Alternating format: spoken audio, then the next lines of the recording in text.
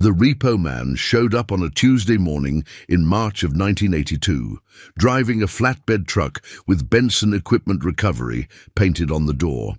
His name was Kyle Mitchell, and he had papers in his hand saying he was authorized to repossess one 1958 Farmall 560 tractor from the property of Robert Keller, 380 acres, Story County, Iowa. Robert was in his machine shed when he heard the truck. He walked out, saw the flatbed, saw Kyle climbing down with a clipboard, and immediately understood what was happening. "Robert Keller?" Kyle asked. "That's me." Kyle handed him the papers. "I'm here to collect the 1958 Farmall 560. You're 4 months behind on payments to Benson Farm Supply. They've authorized repossession." Robert looked at the papers. It was true. He owed Benson Farm Supply $847 for parts and service from the previous fall. He'd bought a rebuilt carburetor, some hydraulic hoses, other components, signed a credit slip saying he'd pay within 90 days. That was October. This was March. 5 months later, and he hadn't paid. "I don't have the money," Robert said quietly. "Corn prices are terrible. I'm barely making it." "That's not my problem," Kyle said, not meanly, just stating fact. "I've got authorization to take the tractor. Where is it?" Robert looked at the shed behind him. The 1958 Farmall 560 was in there. It was his only tractor. If they took it, he couldn't farm, couldn't plant, couldn't harvest, would lose everything. "You can't take it," Robert said. "I can and I will. It's right here in the papers. Benson Farm Supply has a lien on all equipment purchased with their credit. You defaulted. They're exercising their lien." "That tractor isn't financed through them," Robert said. "I bought it cash in 1971, 11 years ago, paid $3,800 for it. It's mine, free and clear." Kyle looked at his papers. "Says here you owe $847 for parts purchased on credit. Lien extends to any equipment used in your farming operation as collateral for unpaid debts. That's the agreement you signed." Robert felt cold. He'd signed a lot of papers over the years, credit applications, parts orders, service agreements. He'd never read them carefully, never thought they'd try to take his tractor for $847 in unpaid parts bills. "I need that tractor," Robert said. "It's planting season in 6 weeks. Without it, I can't farm. I'll lose everything." "Should have thought of that before you start paying your bills," Kyle said. He was moving toward the shed now. Robert stepped in front of him. Not threatening, just blocking. "You're not taking it." Kyle stopped. He was bigger than Robert, younger, looked like he could handle himself. But there was something in Robert's eyes, something desperate and determined that made Kyle pause. "Mr. Keller, I don't want trouble, but I will call the sheriff if I have to. These papers are legal. The tractor is collateral for your debt. I'm authorized to take it." They stood there for a long moment, facing each other. Then Robert said, "Give me until Friday, 3 days. Let me talk to Benson, work something out, please." Kyle looked at him, at this farmer who was clearly at the end of his rope, and made a decision. "Friday, noon. If I don't hear from Benson by then, that you've paid or worked something out, I'm coming back with the sheriff. Understand?" "I understand."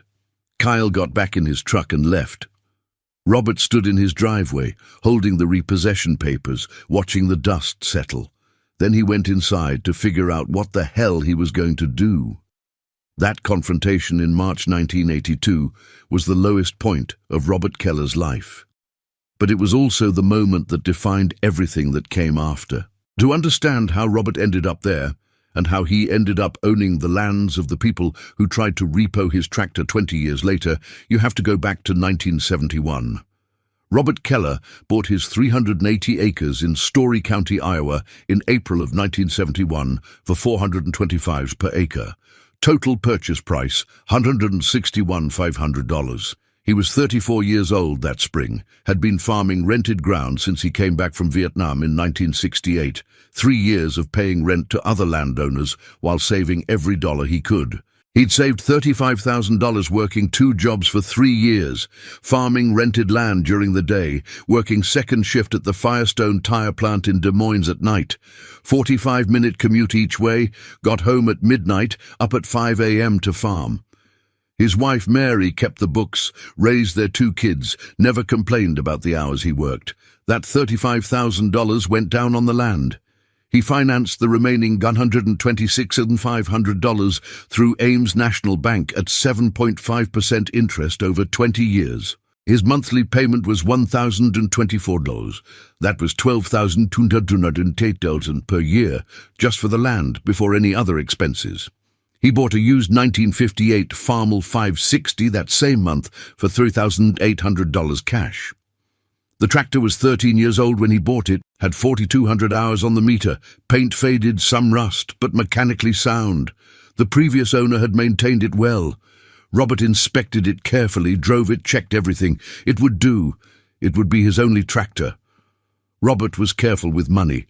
Had to be. The land payment consumed 40% of his net profit in good years, more than half in bad years. He couldn't afford equipment debt on top of land debt. That was the rule he set for himself. One debt at a time. Pay off the land first, then think about equipment, so he bought used equipment, paid cash, made things last. The 1958 Farmall 560 would be his primary tractor for the next 27 years. Benson Farm Supply was the John Deere dealership in Nevada, Iowa, about 15 miles east of Robert's farm. The owner was a man named Charles Benson, 58 years old in 1971, second-generation dealer. His father had started the business in 1942. Charles had taken over in 1962. By 1971, it was a thriving operation, one of the larger dealerships in central Iowa. Charles was aggressive, ambitious, always pushing farmers to buy new equipment, trade up every 5 to 7 years, finance everything through John Deere credit. That's how dealers made money in the 1970s. Equipment sales, financing fees, service work on new complex machines. Charles was good at it. Robert went to Benson Farm Supply for parts because it was the closest full-service dealer. Convenient location, good parts inventory, competent mechanics. But Robert never bought equipment there. Never financed anything. Just bought parts for his old Farmall when needed, paid cash when he had it, took short-term credit when he didn't. Through the 1970s, Robert and Charles had a cordial but distant relationship. They'd see each other at the co-op, at farm meetings, in town. Charles thought Robert was too conservative, too scared to invest in his operation, farming with outdated equipment. Robert thought Charles pushed debt too aggressively, sold farmers equipment they couldn't afford. They were professionally civil but not friends. The 1970s were relatively good years for Robert. Corn prices were decent, averaging $2.50, $3.50 per bushel. Land values were rising steadily. He was making his payments, keeping his head above water, even saving a little. By 1980, he'd paid his land note down to $87,000. Original loan was $126,500. He'd paid $39,500 in principal over 9 years through extra payments whenever possible. Still owed $87,000, but making solid progress. Then 1981 arrived, and everything changed. The Federal Reserve, fighting double-digit inflation, raised interest rates to unprecedented levels. The prime rate hit 21.5% by mid-1981. The grain embargo devastated agricultural exports. Corn prices collapsed from $3.50 per bushel to $2.10. Land values that had been climbing steadily through the 1970s suddenly reversed, falling 40, 50, 60%. Robert's income in 1981 was half what it had been in 1980. He grossed maybe $42,000, farming 380 acres at terrible prices. After seed, fertilizer, fuel, equipment maintenance, property taxes, and other costs, He netted maybe $8,000 in actual profit. His land payment was $12,288 per year. He was $4,288 short just to make the land payment, not counting living expenses. He made the payments in January and February 1981 by draining his savings account down to nothing. March payment, he was late by 2 weeks, but managed to scrape it together. April, 3 weeks late. By summer, he was behind and couldn't catch up. The bank started calling in July. "Mr. Keller, you're 3 months behind. We need to discuss your situation." Robert explained the price situation, promised he'd catch up as soon as he could. The bank gave him some slack, but not much. By fall, he was 6 months behind, and the bank was threatening foreclosure. In October 1981, Robert's Farmall 560 developed serious problems. The carburetor was shot, completely worn out after 10 years of heavy use. Hydraulic hoses were leaking, the steering linkage was loose, other components were failing.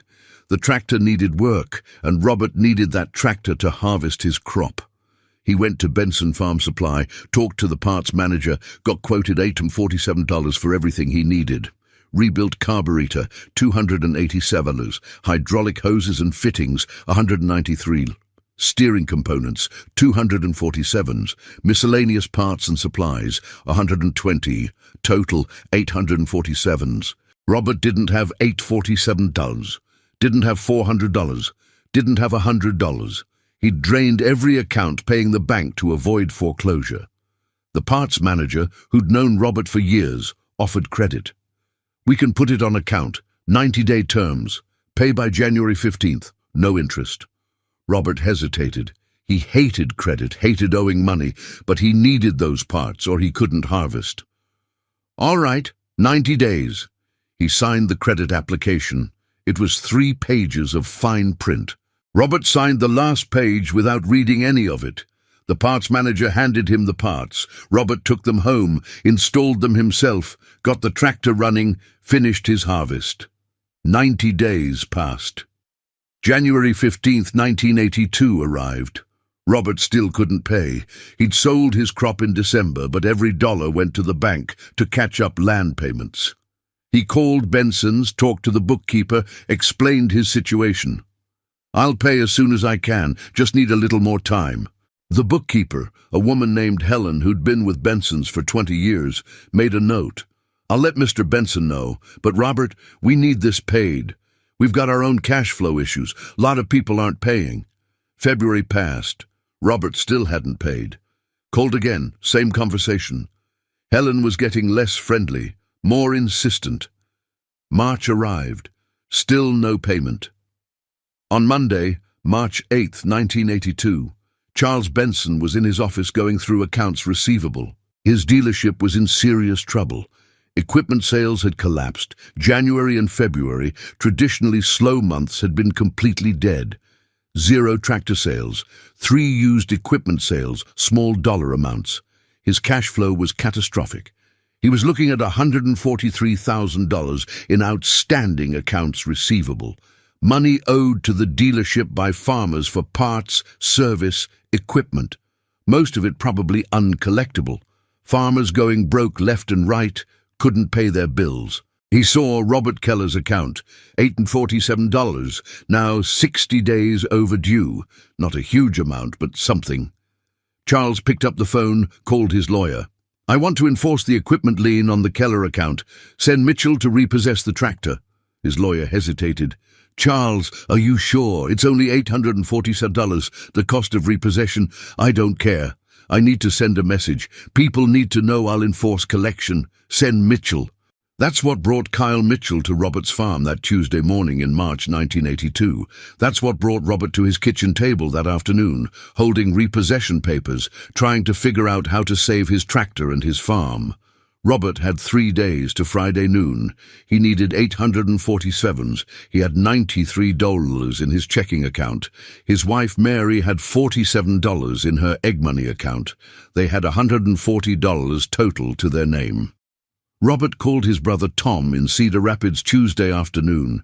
"Tom, I need to borrow $850. Emergency. Can you help?"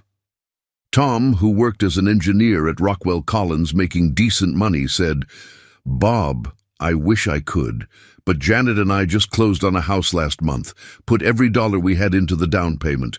We're tapped out. I'm sorry." Robert called his father-in-law Wednesday morning. "Frank, this is Robert. I hate to ask, but I'm in a bind. Need to borrow $850 for a few months. Can you help?" Frank, a retired factory worker living on a pension, said, "Robert, if I had it, I'd give it to you. But Shirley and I just bought a new car, traded in the old one, financed the rest.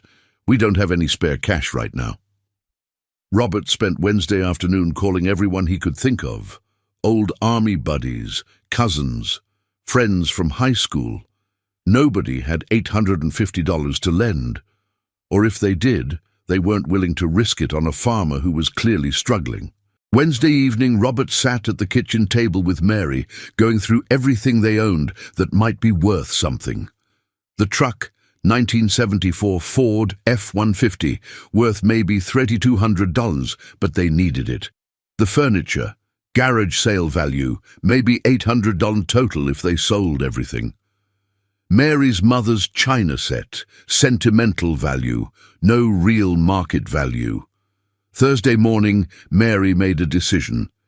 She went to the bedroom, came back with a small velvet box. Inside was a 2-carat diamond ring, white gold setting. Beautiful piece. Her mother had left it to her when she died in 1979. Her mother's engagement ring, the only valuable thing her mother had ever owned. Mary wore it every day, never took it off except to do dishes. "Sell this," Mary said, putting the box on the table. Robert looked at the ring, looked at his wife. "Mary, no, that's your mother's ring. You love that ring." "It's just a ring," Mary said, and Robert could hear the effort it took her to say that, could see the tears she was holding back.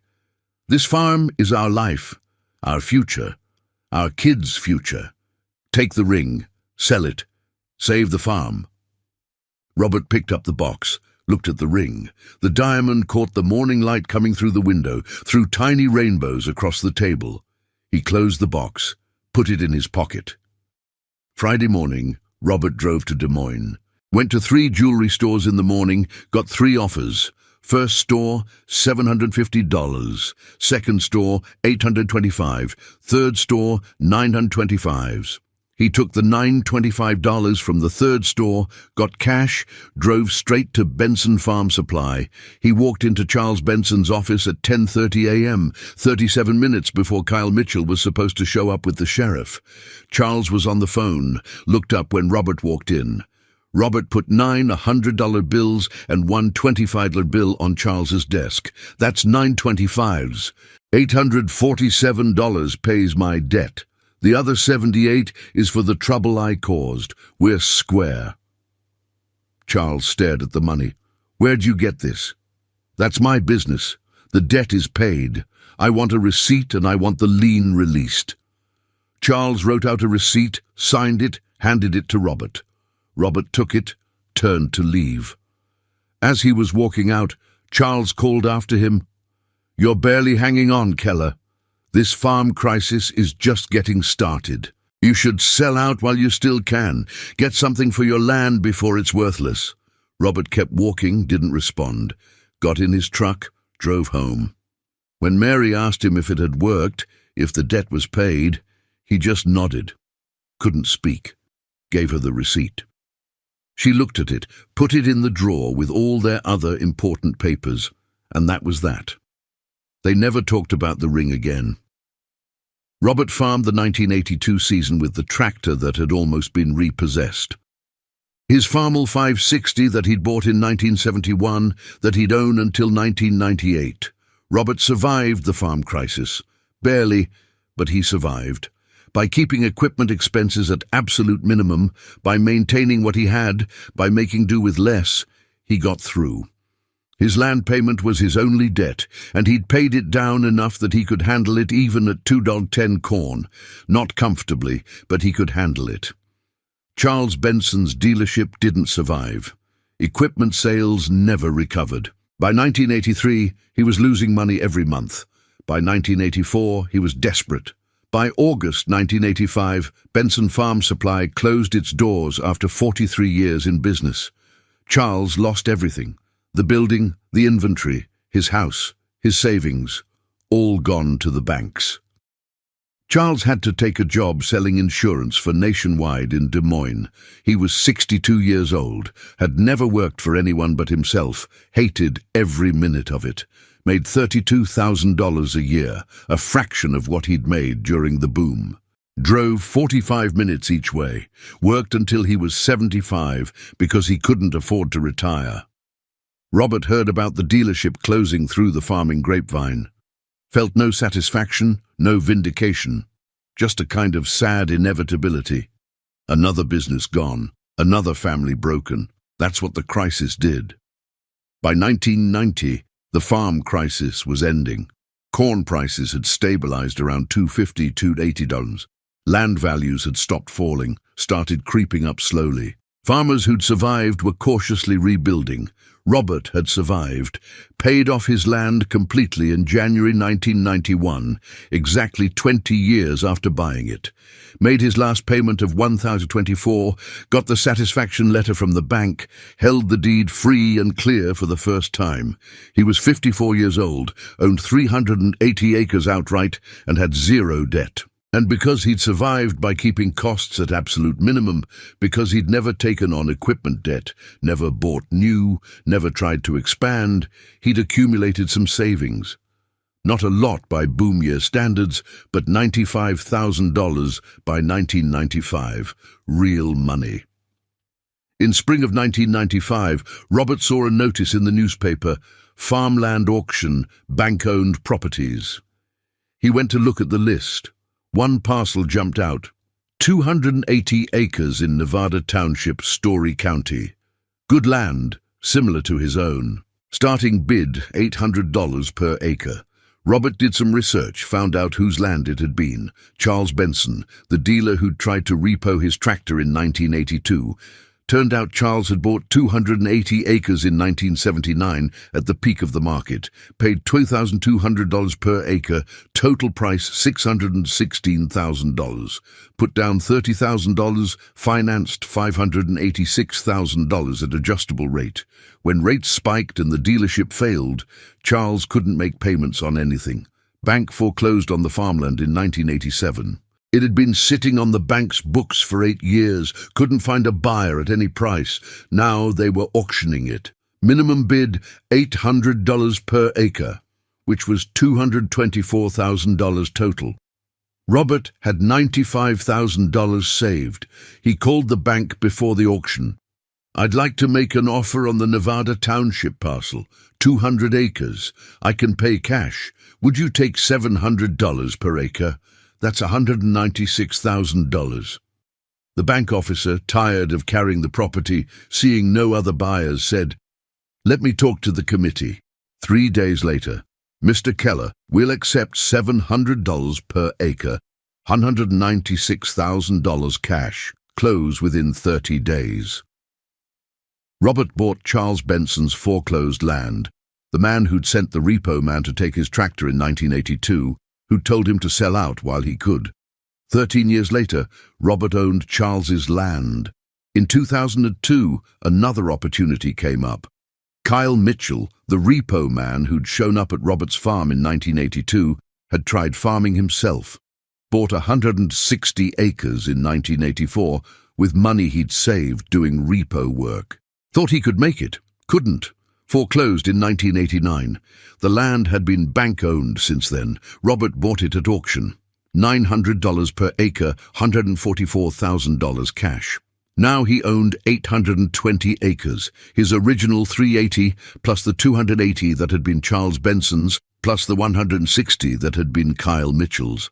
The dealer and the repo man who'd tried to take his tractor in 1982 had both lost their land. Robert had bought it, owned it, farmed it. Robert retired in 2015 at age 78. His son Michael took over the operation for a few years, then decided farming wasn't for him. In 2017, Robert sold the entire 820 acres for $4,200 per acre. Total sale price, $3,144,000. The farm he'd almost lost in 1982, over $847 in unpaid parts bills, had grown into a $3.4 million operation.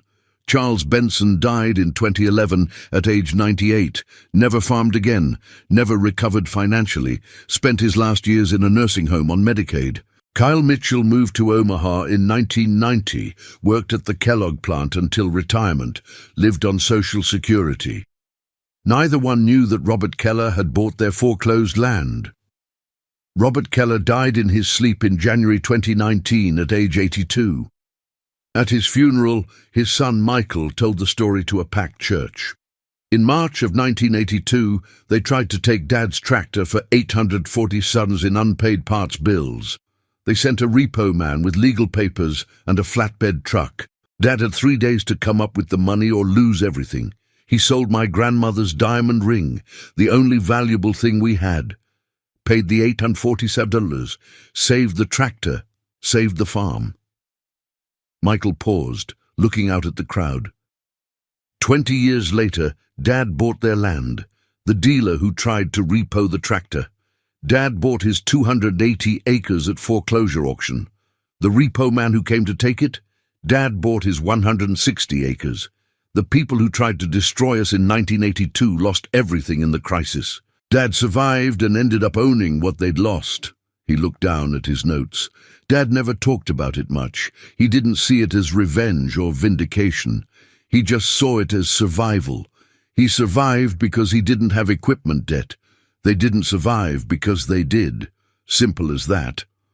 The John Deere dealers tried to repo Robert Keller's Farmall for $840 in unpaid bills in March 1982. 20 years later, he owned their lands. Not through revenge, not through cunning. Through survival. Through living below his means, avoiding debt, making do with less. The farmer they tried to break ended up buying the land they lost. That's the whole story. The story of how Robert Keller ended up owning the lands of the people who tried to destroy him is more complex than simple survival. It's about choices made in desperation, about the fine print that nobody reads, about how quickly power can shift when the economy turns. In 1996, Robert was farming his expanded 660 acres, his original 380 plus Charles Benson's former 280, when he ran into Charles at the grocery store in Nevada. It was the first time they'd seen each other in years. Charles was 73 then, looked older, stooped shoulders, trembling hands, the look of a man defeated by life. He was picking up prescriptions at the pharmacy counter. Robert was getting groceries. They made eye contact. Charles looked away quickly, clearly uncomfortable. Robert walked over. "Charles!" "Robert!" Charles's voice was barely above a whisper. "How are you doing?" Charles laughed bitterly. "You know how I'm doing. You bought my land. You know exactly how I'm doing." Robert hadn't known Charles knew. "I bought it from the bank. Fair price. I didn't what? Didn't gloat. Didn't rub it in." Charles's voice got louder. People were looking. "You're farming my land, Robert. Land my father bought in 1954. Land I bought in 79 thinking I was being smart, diversifying. And you're farming it because I tried to collect $847 you owed me." "You tried to repo my tractor," Robert said quietly, "for $847 in parts I couldn't pay for because the economy collapsed. I was trying to survive." Charles's hands were shaking. "My dealership was dying. Farmers owed me $143,000 in uncollectible debts. I had to do something. I had to send a message." "You sent a message," Robert said. "And I survived. And you didn't. That's not my fault, Charles. That's just what happened." Charles stared at him for a long moment, then quietly, "You sold your wife's ring to pay me. Helen told me later. The bookkeeper. She said Mary came in one day, saw the ring was gone, asked what happened. Mary told her you sold her mother's diamond ring to pay the debt." Robert didn't respond. "I didn't know that when I sent Mitchell," Charles continued. "Didn't know what it cost you. If I'd known—" He trailed off. Would it have changed anything? Charles thought about that. No, probably not. I was desperate. Desperate people do desperate things. They stood there in the grocery store, two old farmers, one who'd survived and one who hadn't, separated by choices made during the crisis. "I'm sorry," Charles said finally. "For what it's worth. I'm sorry I tried to take your tractor. Sorry for everything." Robert nodded. "I know." Charles turned to leave, then stopped. "You earned it, you know. The land. My land. You earned it by surviving when I didn't. That's farming. The land goes to whoever can hold it." Robert watched him leave. Never saw him again. Charles died 15 years later, and Robert didn't go to the funeral. In 2005, Robert decided to find out what had happened to Kyle Mitchell, the repo man. It took some detective work, but he tracked Kyle down in Omaha, working at the Kellogg plant. Robert drove to Omaha one Saturday, found Kyle's address, knocked on the door of a small duplex in South Omaha. Kyle answered, didn't recognize Robert at first. "Kyle Mitchell?" "Yeah." "Robert Keller. You tried to repo my tractor in 1982. Kyle's face changed as the memory clicked. "Jesus, that was 23 years ago. What do you want?" "Just wanted to talk. Can I come in?" Kyle hesitated, then opened the door wider. The duplex was small, worn. Furniture from Goodwill, TV from the 90s, carpet stained. This was not a man thriving. They sat in Kyle's living room. Kyle offered coffee. Robert accepted. "I bought your land," Robert said. Kyle nodded slowly. "I heard. 160 acres near Nevada. I bought it in 84, thinking I could farm. Couldn't make it work. Lost it in 89. "Why'd you try farming?" Kyle was quiet for a moment. "Because I hated the repo work. Hated taking people's equipment. Saw what it did to families. Thought maybe I could do better. Be a farmer instead of being the guy who destroyed farmers. Turns out I wasn't any good at it." "Nobody was good at it in the 80s, Robert said. "The ones who survived just had less debt." "You survived. Barely. You came within 3 days of taking my only tractor. If you'd taken it, I would have lost everything just like you did." Kyle looked at his coffee. "I think about that sometimes. About the people whose equipment I took, wondering what happened to them. Most of them lost their farms. Some of them, I heard stories. Couple guys killed themselves after I took their equipment." His voice broke. "I was just doing my job, following orders, but I helped destroy people. And then when I tried to farm myself, I failed. Maybe that was karma." "You bought your land at the wrong time," Robert said. "Bought in 84 when prices were still falling. If you'd waited until 92, bought at the bottom, you might have made it." "I couldn't wait. Thought I was being smart, getting in while land was cheap. Wasn't cheap enough." Kyle looked at Robert. "You bought my land for what? $900 an acre?" "Yeah. I paid $1,400 in 84. Lost $80,000 on 160 acres in 5 years. That was everything I'd saved doing repo work. Gone." They talked for another hour. Kyle told his story. The repo business drying up in 86, trying to make the farm work, falling behind on payments, the bank foreclosing, moving to Omaha, getting the factory job, never having enough money, never recovering. "I'm 68 now," Kyle said. "I'll work until I'm 70, then retire on Social Security. That's it. That's my life. Factory work and Social Security." "I'm sorry," Robert said. "For what? You didn't do this to me.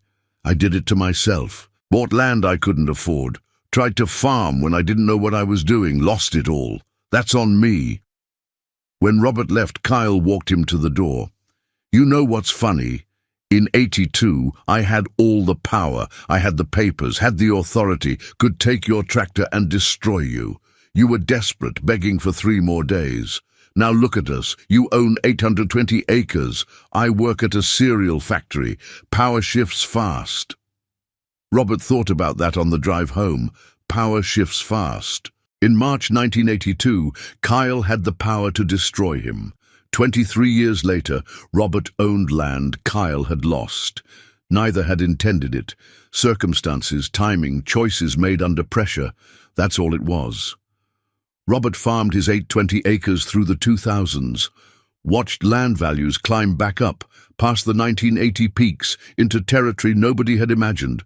By 2010, his land was worth $6,000 per acre. By 2015, $8,000. By the time he sold in 2017, $4,200 per acre and rising. He'd bought Charles Benson's 280 acres for $196,000 in 1995, sold them as part of his 820 acres in 2017 for $176,000, made $980,000 profit on land that Charles had bought for $616,000 in 1979 and lost for nothing in 1987. He'd bought Kyle Mitchell's 160 acres for $144,000 in 2002, sold them in 2017 for $672,000. Made $528,000 profit on land Kyle had bought for $224,000 in 1984 and lost for nothing in 1989. Total profit on the foreclosed lands, $508,000. That didn't count his original 380 acres, which he sold for $1,196,000, having bought them for $161,500 in 1971. Robert Keller, who'd almost lost everything over 847 in unpaid parts bills in March 1982, retired with $344,000 from land sales in 2017. The dealer and the repo man who'd tried to destroy him both lost their land and ended in poverty. At Robert's funeral in January 2019, over 400 people attended. Farmers from across central Iowa. People who remembered the crisis, who remembered the stories, who understood what Robert's survival meant. His son, Michael, gave the main eulogy. He told the story of March 1982, of the repo man showing up, of his mother's diamond ring being sold, of the 847 dandlas that almost destroyed everything. Then he told the rest of the story. 20 years after they tried to take Dad's tractor, he owned their land, not because he was vengeful or because he wanted revenge. Because he survived and they didn't, because he avoided debt and they didn't, because when foreclosed land came up for sale, he had cash and they didn't. Michael looked out at the crowd. The farm crisis taught a brutal lesson. Survival is its own reward. You don't have to be the smartest or the hardest worker or the best farmer. You just have to survive. Dad survived by selling my grandmother's ring, by farming with a 1958 tractor until 1998, by never taking on equipment debt, by living below his means when everyone else was living above theirs. He paused. Charles Benson and Kyle Mitchell didn't survive. They made different choices during the crisis, and those choices destroyed them. Dad made choices that kept him alive. 20 years later, the land they lost became his. That's not justice or injustice. That's just farming. The land goes to whoever can hold it. After the funeral, at the reception at the community center, old farmers gathered and told stories. Stories of the crisis, of people who'd lost everything, of the few who'd survived. One old farmer, 90 years old, said, "I knew Robert since 1971, watched him farm for 46 years. He wasn't flashy, didn't have new equipment, didn't expand aggressively, just farmed steady, paid his bills, survived. And in the end, that's all that mattered. He was still here when everyone else was gone." Another farmer, the dealer who tried to repo his tractor, told Robert to sell out in '82, said the farm wasn't worth saving. 20 years later, Robert owned the dealer's land. Sometimes the best revenge is just not going bankrupt. Robert's wife, Mary, 91 years old, sat quietly listening to the stories. Someone asked her about the ring, about selling her mother's diamond to save the farm. "I've never regretted it," Mary said. "Robert asked me 3 times if I was sure. I was sure. That ring was pretty, but it was just a thing. The farm was our life. I'd make the same choice today." She smiled slightly. "And in the end, we did fine without it. Better than fine. Robert made sure of that." The story of Robert Keller became one of those legends that farmers tell each other. A story about survival and irony and the way power shifts in a crisis. The dealer who tried to repo a tractor for $847 lost a $616,000 farm. The repo man who came to take the tractor lost his own $224,000 farm. The farmer they tried to destroy ended up owning both properties, not through revenge, not through cunning, just through survival, through making $847 payments when it seemed impossible, through farming with old equipment, through avoiding debt, through lasting one more year and then another, until suddenly everyone who'd tried to break you was gone and you were still there. The John Deere dealers tried to repo Robert Keller's Farmall for unpaid bills in March 1982. 20 years later, he owned their lands. That's the whole story. That's the lesson. Survive, and the land comes to you.